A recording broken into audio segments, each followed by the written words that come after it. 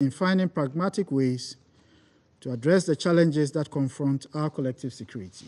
I thank you, Mr. President. Je remercie le représentant du Ghana pour sa déclaration et je donne à présent la parole au représentant du Royaume-Uni. Thank you, President. Let me thank Under-Secretary General Di Carlo for her briefing. And I welcome the participation of President Zelensky in this meeting.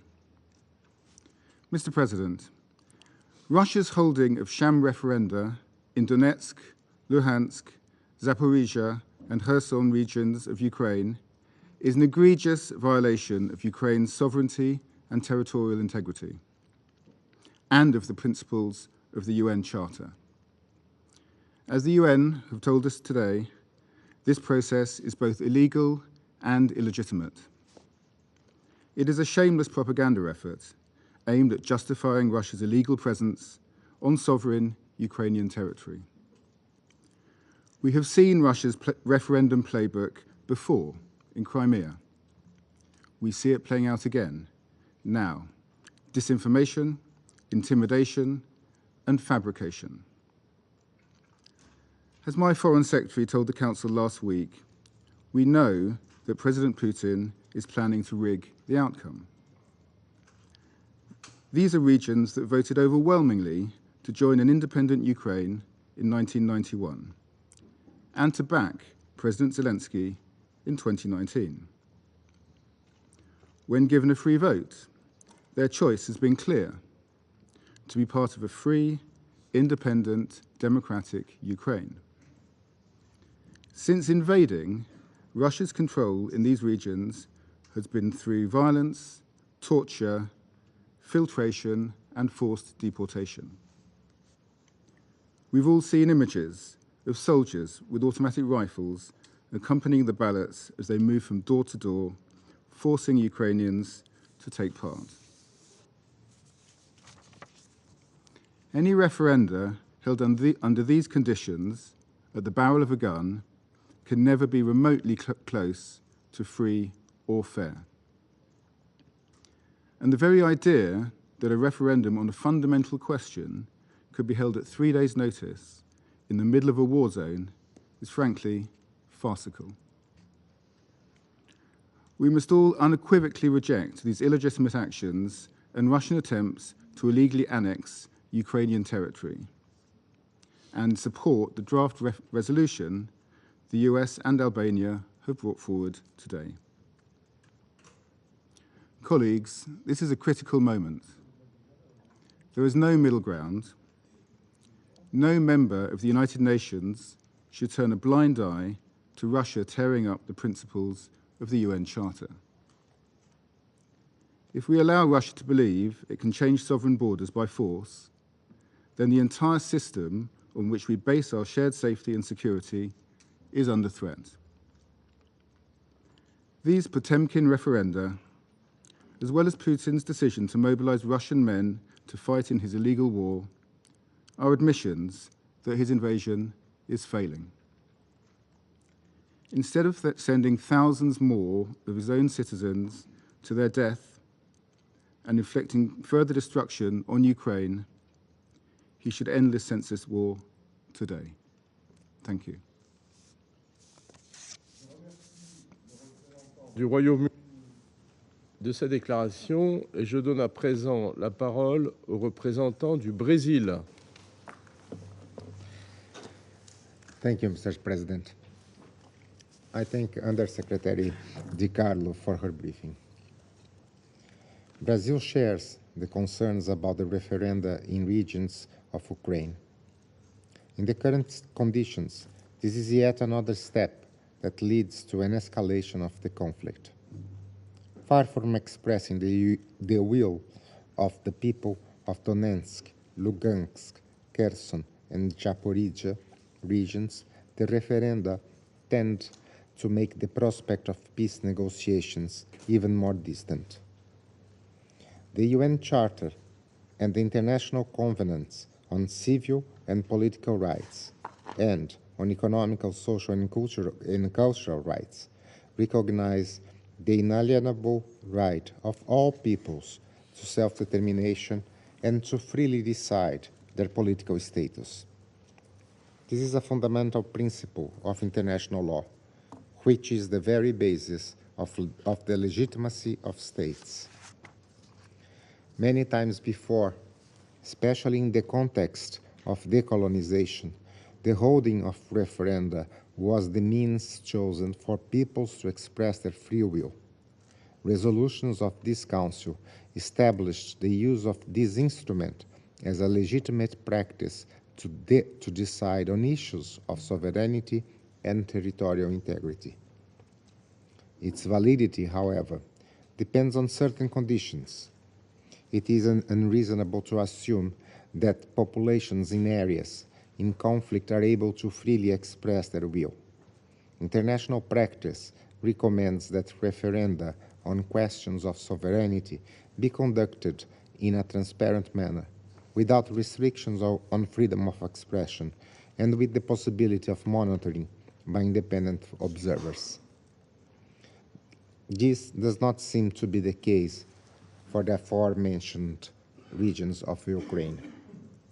Brazil stands by the principles of respecting territorial integrity or political unity of sovereign and independent states. Mr. President, we reiterate our call for an immediate ceasefire and the opening of peace negotiations.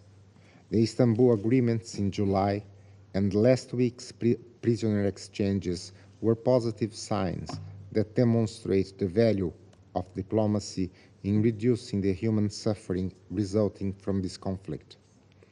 These advances, while extremely relevant, are insufficient.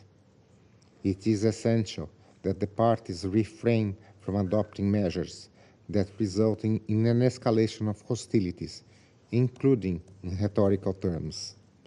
The moment calls for restraint and pragmatism. We believe that this Council is primarily a forum for negotiation and for dialogue.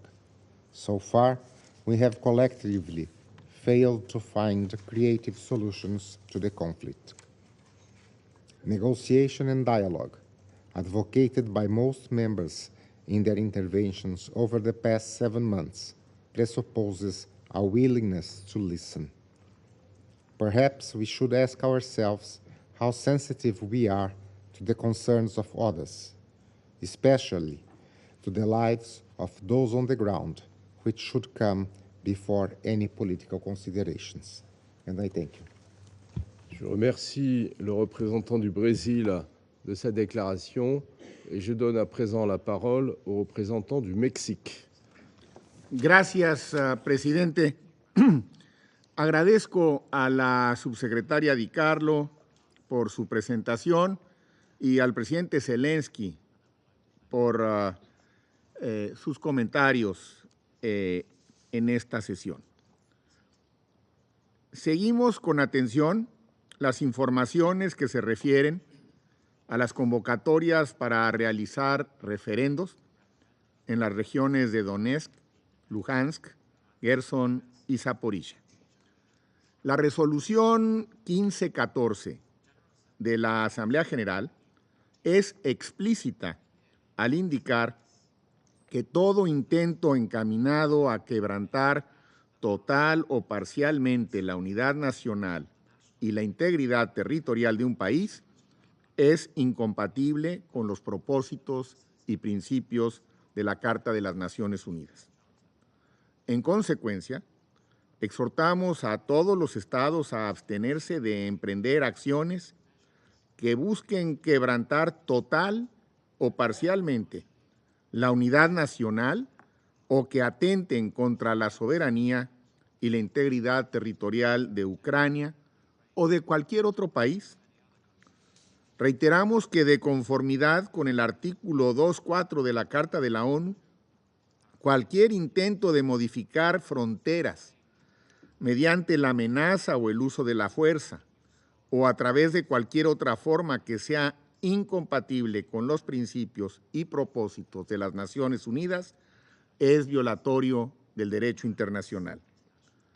Refrendamos el derecho a la libre determinación de los pueblos, tal y como lo señala la resolución 2625 de la Asamblea General, la cual también señala que el goce y ejercicio de este derecho no puede ser entendido, cito, en el sentido de que autoriza o fomenta acción alguna encaminada a quebrantar o menoscabar total o parcialmente la integridad territorial de estados soberanos e independientes. Termina la cita. En suma, la posición de México se mantiene en línea con la resolución 68/262 de la Asamblea General y dada la gravedad del entorno en el que se han desarrollado los citados referendos, reiteramos nuestro llamado al diálogo urgente entre las partes, así como a fortalecer los canales diplomáticos para promover medidas que fomenten la confianza y, como lo señaló el secretario de Relaciones Exteriores de mi país la semana pasada en este Consejo, a abrir nuevos espacios para la mediación que puedan llevar a un cese de las hostilidades. Gracias. Je remercie le représentant du Mexique pour sa déclaration et je donne à présent la parole au représentant de la Chine. 谢谢主席先生。主席先生，中方注意到乌克兰局势的最新变化，也认真听取了有关各方就此发表的意见。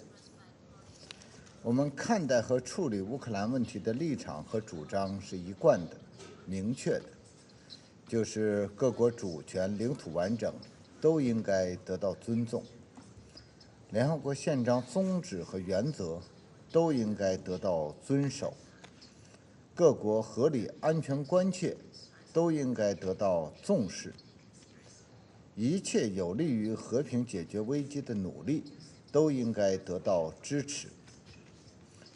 中国始终站在和平一边，一直致力于劝和促谈，将继续发挥建设性作用。主席先生，在刚刚结束的联大一般性辩论中，许多国家领导人都对乌克兰危机长期化、扩大化及其引发的外溢影响表示了担忧，呼吁通过对话谈判实现停火止战，管控危机的外溢造成的负面影响。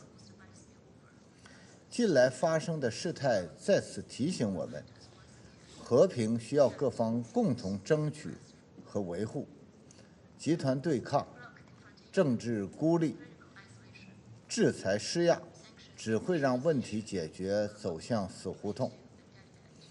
当务之急是要推动当事方尽快打开政治解决的大门，把各自合理关切都纳入谈判，把所有可行选项都摆上桌面。黑海粮食倡议的签署启发我们，即使在冲突局势下，外交努力一样可以取得成果，带来希望。坚持以国际法为基础的国际秩序，恪守以联合国宪章宗旨原则为基础的国际关系基本准则，不能停留在政治口号上。安理会作为集体安全机制的核心，应当充分用好宪章赋予的斡旋调节工具，遵循止战促谈的正确方向。尤其要采取建设性、负责任的行动，为政治解决积累条件、开辟空间。中方将同所有爱好和平的国家一道，继续为缓和局势、解决危机做出不懈的努力。谢谢主席先生。Je remercie le représentant de la Chine de sa déclaration et je donne à présent la parole au représentant du Kenya. Thank you, Mr. President, and welcome back. I thank USG Rosemary DiCarlo for her briefing on the dire situation in Ukraine.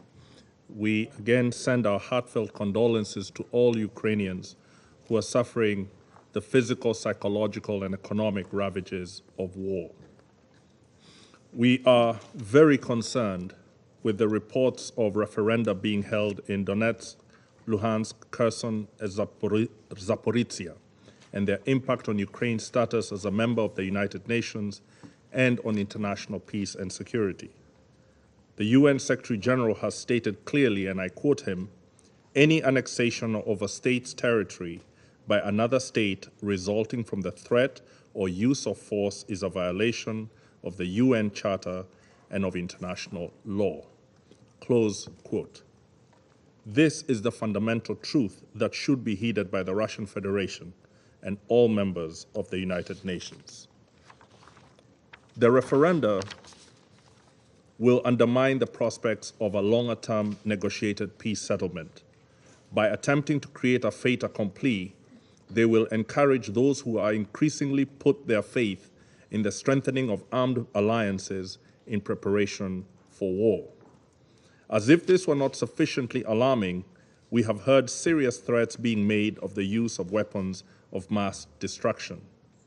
To pull back from the brink of disaster, Kenya calls for an immediate cessation of hostilities and a stop to all attempts to unilaterally alter internationally recognized borders. Mr. President, our frequent briefings, debates, and consultations on the situation in Ukraine are taking place as the economic and conflict situations in different parts of the world get worse.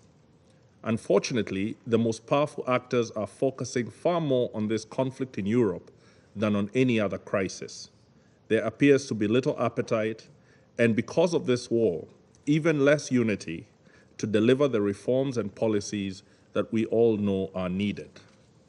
Mr. President, bold action is required to halt the extreme food insecurity and even starvation in the world. The World Food Programme has calculated that in Eastern Africa, just as an example, fertilizer prices have more than doubled in the last year, and especially so since the invasion of Ukraine. Fuel prices have also risen sharply. WFP calculates that the result will be a year-on-year decline of 16% in cereal production, representing 7.2 million metric tons. In an already food insecure region, the impact will be to increase the number of hungry people by almost 7 million.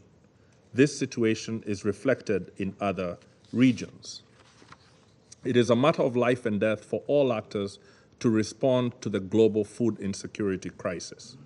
The Black Sea Grain Initiative and the agreement to ensure unimpeded exports of Russian food and fertilizer to world markets were a promising start. It is imperative that all institutions that are enforcing compliance with sanctions ensure that all unintended blockages are removed. There are sufficient reports of negative secondary effects on banking, insurance, transport, and other critical enabling mechanisms. We also urge major grain and fertilizer producers to avoid stockpiling and breaking delivery contracts. Ongoing plans to create emergency mechanisms in this regard may be at the serious detriment of global food security. We urge that any efforts to design and deploy emergency food and energy security mechanisms be accompanied by planning for transformed food systems in the most food insecure regions. A major part of this would be making the necessary investment in sharply increasing agricultural productivity, particularly in Africa. Doing so is key to preventing cycles of humanitarian crises and the declining donor-funded responses to the worst of them. It will also allow investing in climate change resilient food systems at a time when catastrophic effects are being experienced in multiple regions. Finally, greater production, increased storage, and sufficient transport infrastructure will lead to low food prices and therefore greater political stability. Mr. President, the multilateral system cannot continue as it is today. the major powers are so bent on protecting and projecting their interests and security concerns that they seem unable to act in the broader interests of our United Nations. Today, the inarguable truth is that the protections afforded by membership of this organization are insufficient.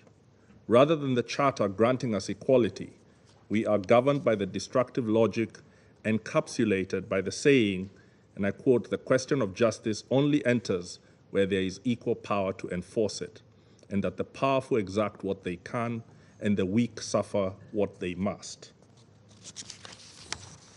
It is time we sought real changes in global institutions, including this Security Council. It is time for real inclusion and real fairness. We can start with procedural rules in the Council and eventually make changes to the Charter.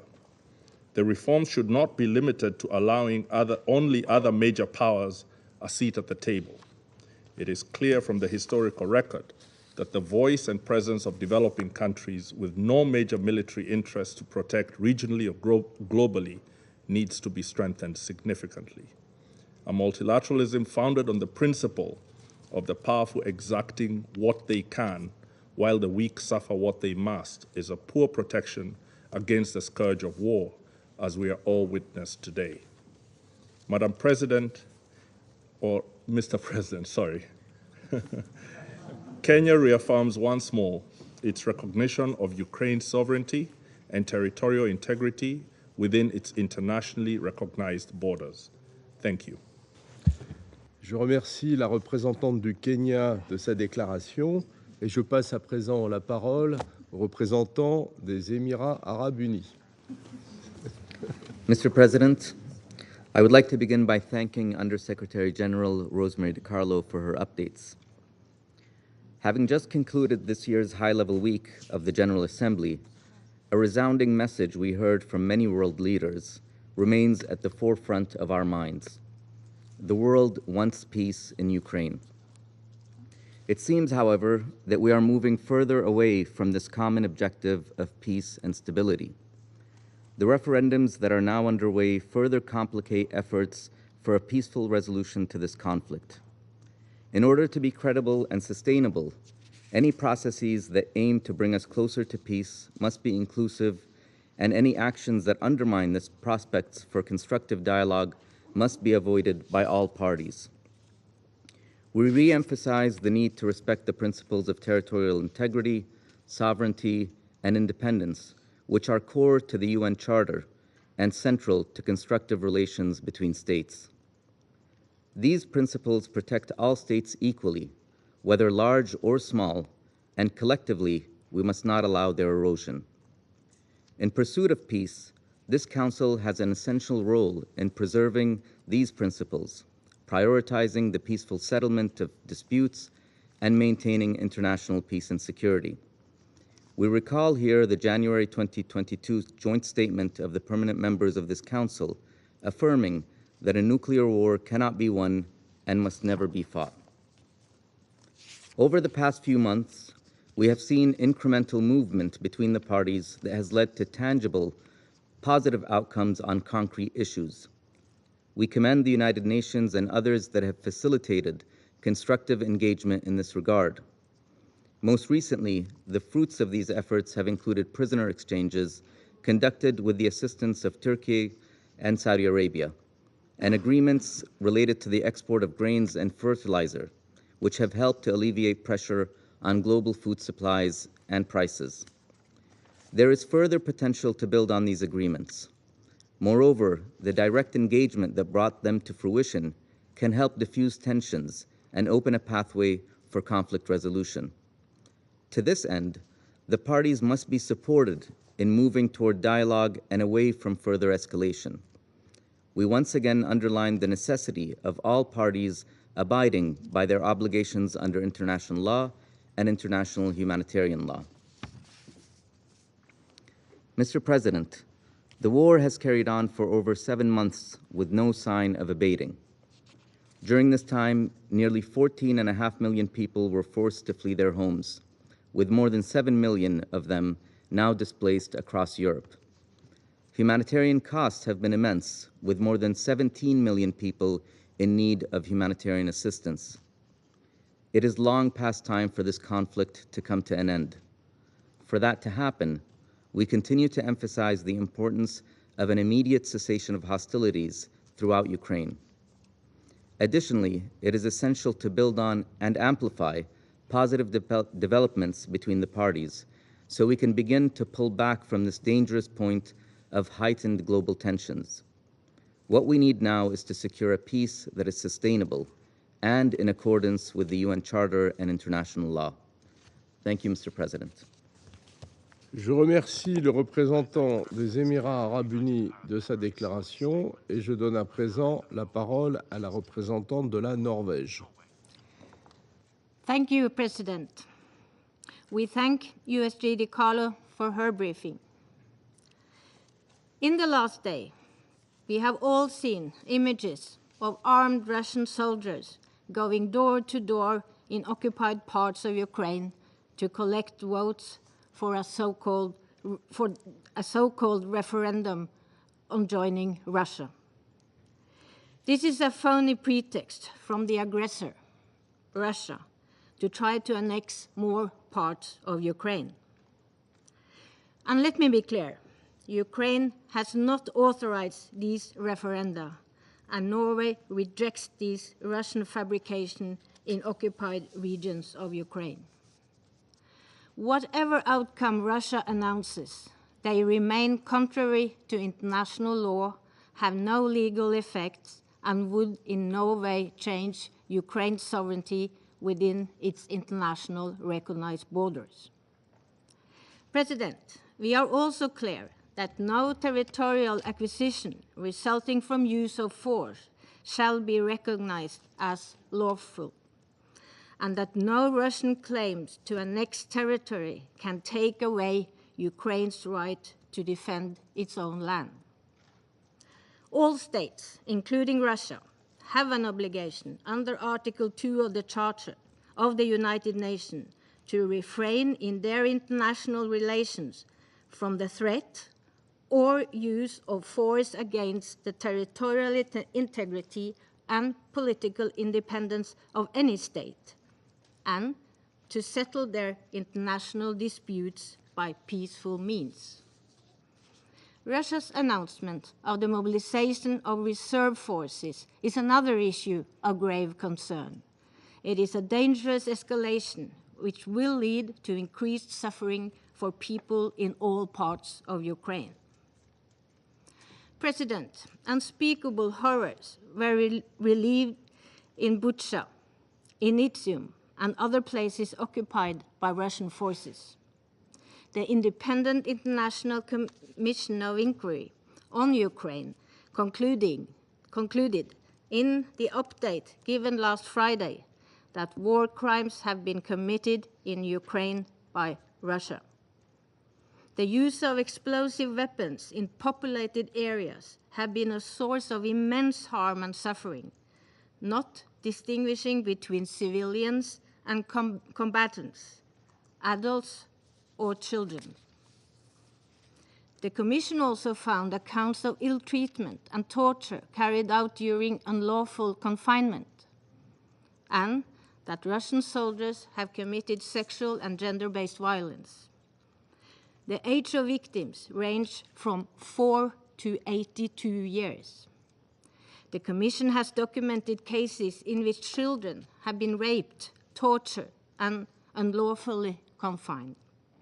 Norway condemns these acts in the strongest terms and calls for accountability for the perpetrators. President, this war has had abhorrent impacts on the people of Ukraine and now is being felt across the globe. We must work urgently to bring it to an end. Norway expresses its full support for the Secretary General's good offices, and when the time comes, we will stand firmly with the UN's effort to build and sustain peace. The Ukrainian people are paying with their lives to defend universal values and their own independence. Ukraine can count on Norway's continued support. Russia must stop the war and fully, immediately, and unconditionally withdraw its forces and military equipment from all territory of Ukraine. And again, Norway will never recognize these so-called referenda, and we stand by Ukraine's sovereignty and territorial integrity. Thank you. Je remercie la représentante de la Norvège de sa déclaration et je donne à présent la parole à la représentante du Gabon. Merci, Monsieur le Président. Je salue la participation à cette session du président Zelensky. Je remercie la sous-secrétaire générale Rosemary DiCarlo pour son exposé. Monsieur le Président, nous sommes préoccupés par les nombreux signaux qui laissent présager un durcissement de la guerre en Ukraine. Nous avons entendu pendant le débat général de l'Assemblée générale la plupart des dirigeants du monde appeler avec emphase à la négociation en vue de trouver une solution durable à la situation en Ukraine. Nous ne cesserons d'appeler à la désescalade. Les parties doivent s'abstenir de toute attitude de nature à jeter de l'huile sur le feu et privilégier les issues pouvant garantir une coexistence pacifique. La Charte des Nations unies, qui constitue le ciment de notre vivre ensemble, doit être la boussole de toutes les parties dans le respect de la souveraineté et de l'intégrité territoriale de chaque membre de la communauté internationale.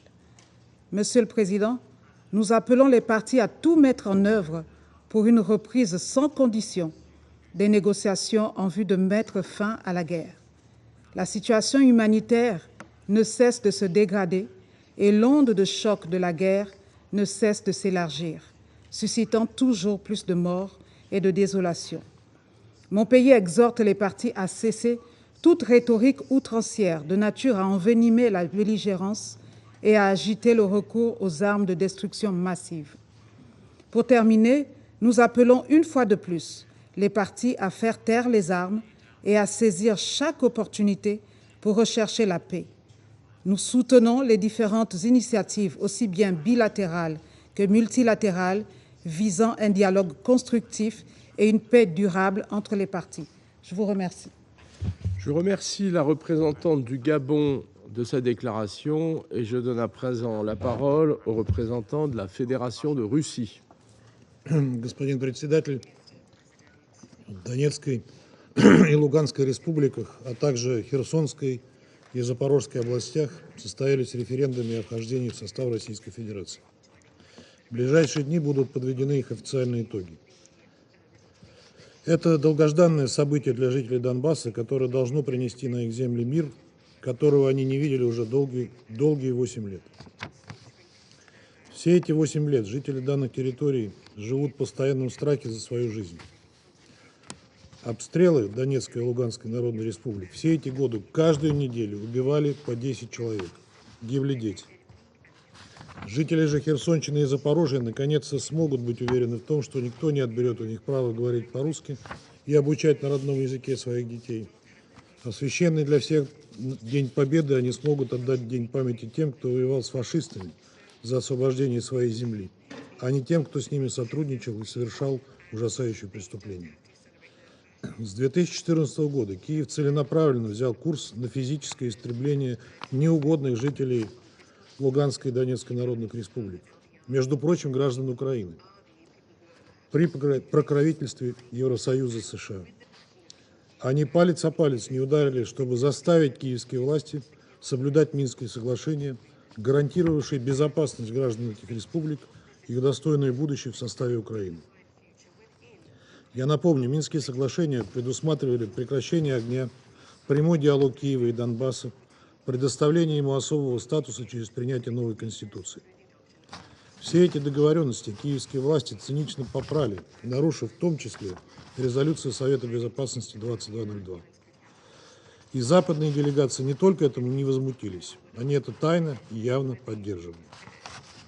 Если бы не это преступное попустительство и лицемерие, если бы Запад принудил своих подопечных в Киеве соблюдать элементарные права человека, уважать своих же сограждан, прежде всего их право на жизнь, никакая спецоперация с нашей стороны не потребовалась бы.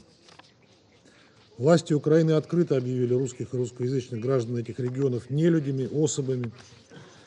Владимир Зеленский в одном из интервью в августе прошлого года заявил, что всем, кто считает себя русским и любит русский язык, ради своего блага и блага своих детей, стоит убраться из Украины в Россию. Теперь жители Донбасса, Херсонской и Запорожской областей выполняют его циничную рекомендацию, возвращаясь на родину и забираясь при этом с собой земли, на которых столетиями жили их предки. Разумеется, сыграло роль и то, что нам удалось спасти от трагичного сценария, развернувшегося на Донбассе, население Крыма, сделавшее в 2014 году выбор в пользу возвращения в состав России. Тогда мы слышали все те же обвинения в агрессии и аннексии. Но за эти 8 лет жизнь в Крыму изменилась в лучшую сторону, люди живут без страха за свои жизни, активно развивается экономика, строится инфраструктура. Мы все эти годы искренне вкладывались в развитие этого региона и точно так же будем развивать Донбасс и другие территории, которые Киев стремился и продолжает стремиться превратить в руины. Зная, что наши бывшие западные партнеры нас не услышат, точнее сделают вид, что не услышали. Однако скажу, что референдумы были проведены в условиях исключительной прозрачности при полном соблюдении всех избирательных норм. Это непреложный факт, сколько бы киевский режим и его покровители не пытались утверждать обратное. За их ходом наблюдали более 100 независимых международных наблюдателей из 40 стран. Они активно делятся своими впечатлениями в СМИ и в соцсетях, в том числе о том, что были удивлены тем, с каким энтузиазмом жители Донецкой и Луганской народных республик, Херсонской и Запорожской областей отнеслись к этим референдумам. Как долго они этого ждали. К сожалению, вы не услышите их оценки в эфирах западных СМИ, равно как и не увидите кадров с интервью с жителями этих регионов. Западные страны изначально заявили, что не будут признавать результаты этих референдумов и бросили всю мощь своей пропагандистской машины на их очернение. Нас нисколько не удивляют пропагандистские вбросы о том, что людей якобы принуждают к голосованию, что их по несколько дней пытали, чтобы заставить сделать выбор в пользу присоединения к России. Или, как заявила Минотдел Германии Анна-Лена Бербок, цитирую, «их расстреливают и насилуют, а потом они должны ставить галочки, пока рядом с ними стоят солдаты с автоматами Калашникова в руках». Конец цитаты. То есть, видимо, они голосуют уже после того, как их расстреляли и изнасиловали. А те солдаты, которые вы видели по телевизору, охраняли участников референдума от весьма вероятных провокаций со стороны Украины. Помимо пропагандистской машины, вооруженные силы Украины бросили всю мощь своей, а точнее западной военной машины, интенсифицировав артиллерийские обстрелы городов, где проходили референдумы, чтобы посеять панику среди граждан в безнадежной попытке сорвать голосование. Истерика, раздуваемая западными делегациями, в том числе и сегодня в Совете Безопасности, свидетельствует о том, что прямое волеизъявление граждан давно перестало быть критерием демократического выбора. Признание таковым является только лишь, если это одобрено на Западе. В целом, западная версия демократии выродилась в диктат либерального меньшинства над консервативным большинством. Причем эта форма отрицания права на нелиберальное и нерусофобское инакомыслие применяется не только к Украине, но и в отношении своих же союзников по Западному блоку. Не далее, чем позавчера, глава Еврокомиссии Урсула фон дер Ляйен по сути открыто угрожала Италии последствиями в случае, если исход на выборах в этой стране не понравится Брюсселю. В черном списке Венгрия, а из кандидатов на вступление больше всего достается Сербии, которую, несмотря на исторические симпатии к России, пытаются заставить занять антироссийскую позицию и поддержать губительные для экономики санкции против нашей страны. А вот свежий пример. Посол США в Белграде вчера потребовал от Сербии объяснений в связи с подписанием на полях Генеральной Ассамблеи ООН плана консультаций между МИД Сербии и Россией. Ну, что это, если это не форма неоколониального диктата? Уважаемые коллеги, отказывая жителям Донбасса и освобожденных территорий Украины в праве на самоопределение, западные делегации демонстрируют вопиющие двойные стандарты. Самые громкие критики референдумов в Донбассе, Запорожской и Херсонской областях в свое время были в первых рядах сторонников независимости Косово. И тогда они утверждали, что у этой территории есть право на выход из состава сербского государства в случае реальной угрозы того, что права косово-албанцев будут серьезным образом нарушены. Так называемое отделение в целях защиты. Подчеркну, что это были не просто заявления, а официальная юридическая позиция, представленная западными странами в Международном суде ООН в 2008 году. При этом в тот момент косовским албанцам ничего уже давно не угрожало. Югославии уже не было на карте, а в разбомбленной НАТО Сербии в качестве миротворцев находился иностранный контингент. Хочу подчеркнуть, в отличие от Крыма, Луганской и Донецкой народных республик, Херсонщины и Запорожья, в Косово вообще не проводилось никаких референдумов. Не было никакого свободного волеизъявления населения. Только декларация независимости, принятая Временным органом самоуправления с превышением его полномочий. Но тогда Западу этого было достаточно, чтобы признать независимость Косово. И он утверждал, что международное право не запрещает провозглашать независимость. Сегодня же мы слышим кардинально иную позицию от западной делегации. Это очередное проявление их циничных двойных стандартов. Уважаемые коллеги из развивающихся стран, не дайте ввести себя в заблуждение. Хотя западные делегации сегодня на камеру сокрушаются о якобы имевшем место нарушение международного права и принципов Устава ООН, на самом деле оно совершенно не заботит. Когда это отвечает их геополитическим интересам, как в случае с Косово. Помогает реализовывать на Балканах собственные устремления, мешая народам идти суверенным путем развития. Западные страны целиком поддерживают право на самоопределение. Когда же речь заходит о самоопределении как единственном возможном способе спасти от геноцида жителей Донбасса, они заявляют, что такого права у них нет. В уставе ООН содержится принцип уважения территориальной целостности. Однако такое уважение в соответствии с международным правом не является безусловным. Как известно, Генассамблея коллегиально на консенсусной основе дала принципу территориальной целостности толкование в Декларации о принципах отношений между государствами в соответствии с Уставом ООН. Оно заключается в следующем. Все государства обязаны уважать суверенитет и территориальную целостность любых государств, чьи правительства уважают принцип самоопределения народов и представляют все народы, живущие на их территории. Об этом важнейшем критерии наши западные коллеги сегодня предпочитают не вспоминать. Ведь после государственного переворота 2014 года, после запрета русского языка, образования, СМИ, после того, как майданные власти долгие годы бомбили территорию, население которой отказалось признать результаты госпереворота, после сожженных заживо русских активистов в Одессе, после того, как в Киеве утвердился режим, поставивший украинскую нацию превыше всего и возвеличивавший фашистских коллаборантов и их наследие, кто-то посмеет сказать, что власти в Киеве представляют интересы населения Донбасса, да и в целом русскоязычного населения, которое они всеми силами стремятся украинизировать или истребить. При этом очевидно, что государствам, в полной мере уважающим все проживающие у себя народы и исторические и этнические группы, не стоит опасаться за свою территориальную целостность. Наши соседи по Европе, за исключением безнадежно больных русофобией прибалтийских государств, прекрасно об этом знают и не поступают, как киевский режим у себя дома. Бельгия, Швейцария, Финляндия – наиболее яркие примеры терпимости к множественности культуры и языков. То же самое относится и к подавляющему большинству азиатских и африканских государств с пестрым этническим составом.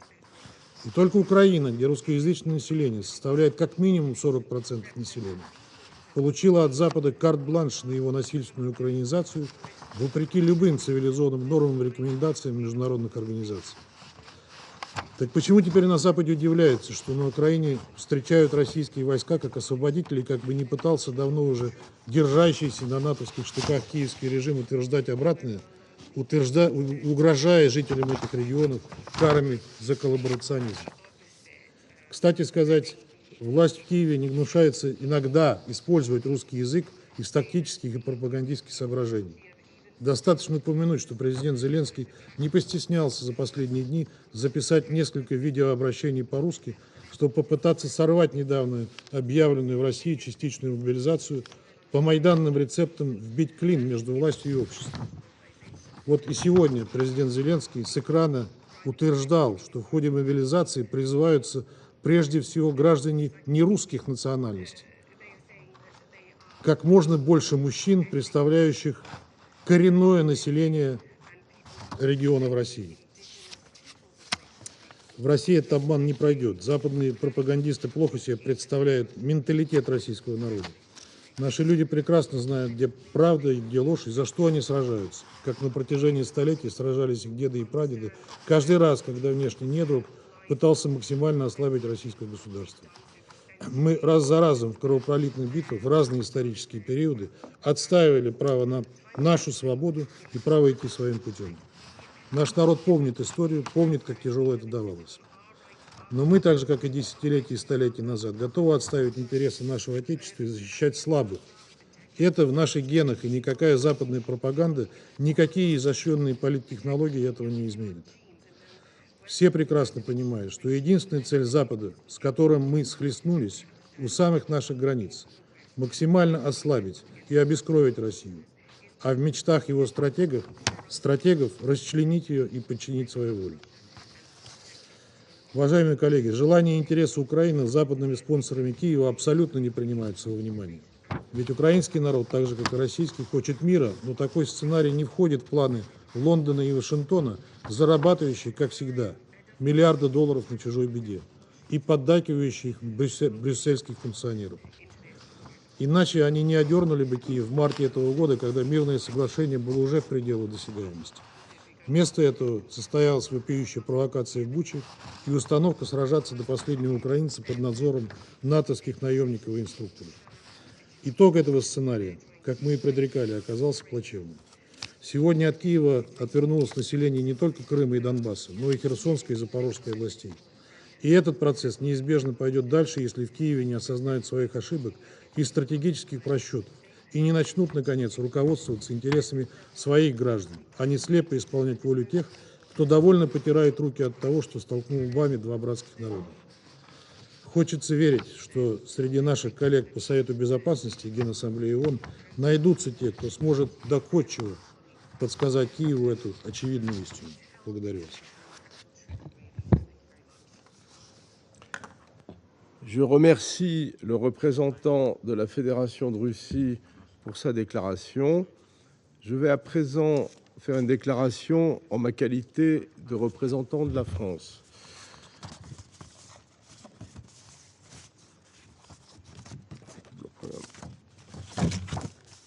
Je remercie Madame Di Carlo pour sa présentation. Depuis 7 mois, nous appelons la Russie à mettre fin à sa guerre d'agression contre l'Ukraine.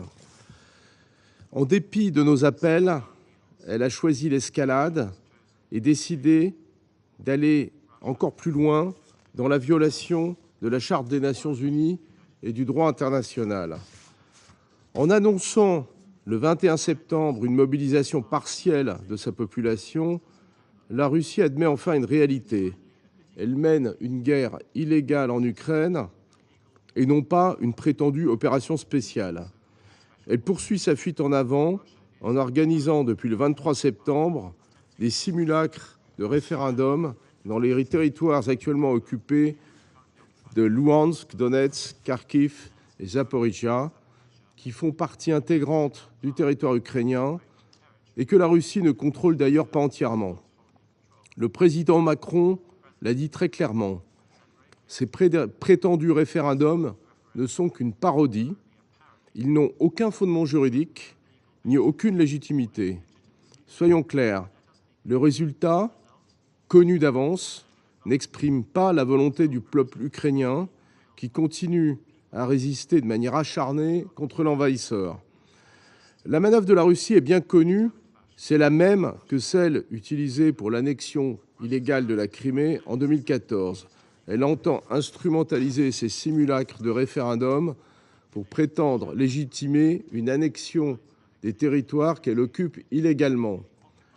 Le secrétaire général l'a rappelé, toute annexion du territoire d'un État par un autre État, par la menace ou le recours à la force, constitue une violation de la Charte des Nations Unies et du droit international. La France ne reconnaîtra jamais ces tentatives d'annexion illégale par la Russie. Il est impératif que chaque membre des Nations Unies rejette sans équivoque cette mascarade. Si nous laissons la Russie modifier par la force les frontières internationalement reconnues de l'Ukraine, nous la laissons une fois de plus piétiner les principes de souveraineté et d'intégrité territoriale ancrés dans la Charte des Nations Unies et le droit international. Le sort des territoires occupés en Ukraine nous concerne tous. Quel pays pourra s'estimer à l'abri si nous laissons la Russie faire aujourd'hui? Ces simulacres de référendum sont un nouveau mensonge destiné à travestir la réalité. Comme l'a rappelé la ministre Catherine Colonna la semaine dernière dans cette même salle, la réalité, c'est que la Russie poursuit cette guerre qu'elle a provoquée, qu'elle entretient et qu'elle aggrave chaque jour davantage. La réalité, c'est que l'Ukraine exerce son droit de légitime défense et qu'elle se bat pour défendre son territoire. La réalité, c'est que la contre-offensive de l'armée ukrainienne porte ses fruits grâce au courage de son peuple. La réalité, ce sont ces dizaines de milliers de citoyens russes qui fuient actuellement leur pays pour échapper à la mobilisation et à une guerre inique. La France continuera de fournir à l'Ukraine, aussi longtemps que nécessaire, le soutien dont elle a besoin pour faire respecter son indépendance, sa souveraineté et son intégrité territoriale. Nous nous tenons aux côtés de l'Ukraine et de son peuple. Je reprends mes fonctions de président du Conseil de sécurité. Le représentant de l'Albanie a demandé la parole pour intervenir à nouveau de manière très brève. Thank you, Mr. President, and I hate asking for the floor one second time since it gives me the impression I was not clear enough. But in this case, I need to. This is not to prolong the discussion, of course, everything is clear, but to put the record straight. The Russian delegation made, again, a parallel with the Republic of Kosovo, an independent country that has been recognized by half of the United Nations, including half of this Council. This is wrong, inaccurate, and regrettable. I have already reacted to similar remarks on this last June, therefore I'll be very short. Nothing could be more artificial and forced than comparing an international effort to end the conflict, protect civilians, and establish a peace process to finding a lasting solution, which was the case of Kosovo, with a pure and unprovoked aggression and the sham referendums engineered in Moscow that are being carried out now in Ukraine. No one is, can, or will be fooled by this. No attempts to compare the incomparable, no easy shortcuts out of any historic and political context will help Russia divert attention from its war of choice in Ukraine or hide its blatant breach of international law, which has made it an international para. Kosovo and Serbia are bound today by a dialogue to solve their problems. They meet, they do not fight. And above all, the issue is not Kosovo or any part of the world. It's Russia's aggression, Russia's crimes, Russia's territory grab to the detriment of its neighbor. We will not be misled. I thank you. Je remercie le représentant de l'Albanie de sa déclaration et je donne à présent la parole au représentant de la Fédération de Russie qui a demandé la parole. Господин председатель, я буду очень краток. Я хочу просто обратить внимание, что то, что сейчас мы услышали от представителя Албании, это как раз подтверждает те двойные стандарты, о которых я говорил в отношении Косово, приводя его в пример тому, как поступили с Косово наши западные коллеги, которые сегодня призывают нас поступить совершенно иным образом в отношении референдума, который проводится на территории областей, о которых мы сегодня говорили.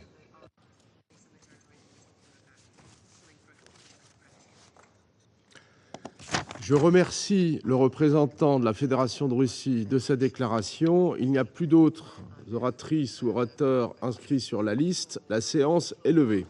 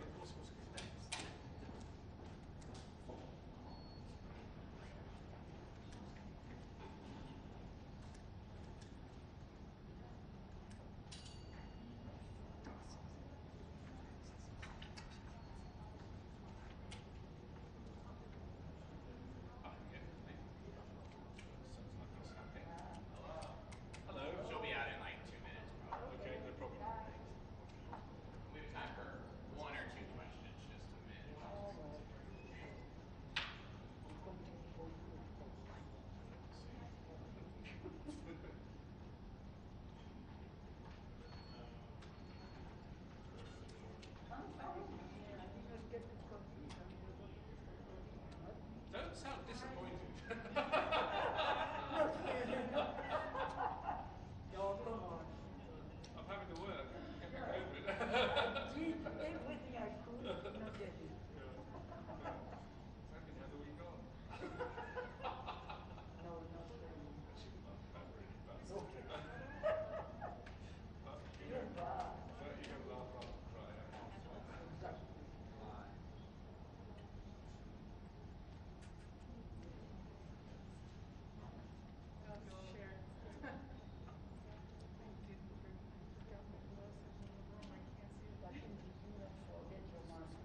No, exactly.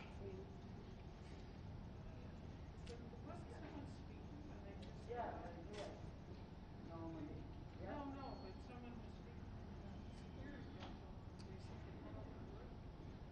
What? You can't be on that side. Isn't she coming out when they're all done? They are, they're all dead. Oh, I just saw. What? Okay. Yeah, but, and then the French.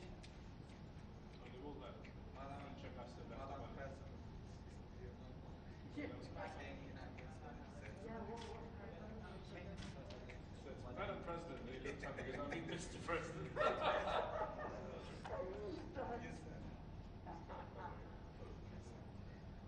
The funniest thing that Indian ambassador met him, like in the second, he read the Belgian speech. Really? No. It was the funniest. I never remember that. It was the funniest thing I ever seen. He read the Belgian speech. Really? Yeah, he said. Sitting on the In bench. European Union, everybody was laughing. It was the funniest thing I ever seen. I know that, yeah. I made sure.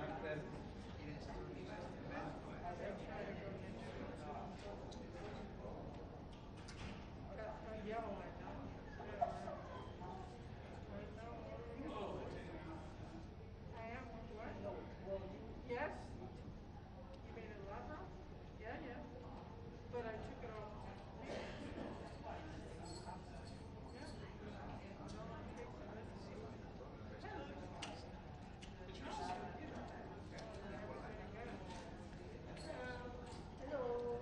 How are you?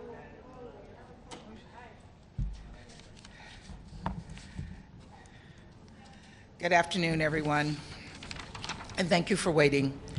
The United States will be tabling a resolution condemning the sham referenda being held in Ukrainian territory.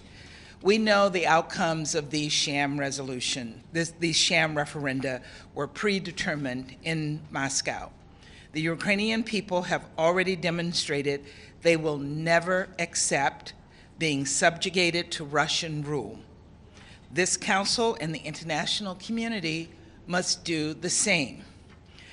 So we are putting forward a resolution with Albania that condemns the sham referenda, calls on all states to not recognize any altered status of Ukraine, and obligates Russia to withdraw its troops from Ukraine immediately.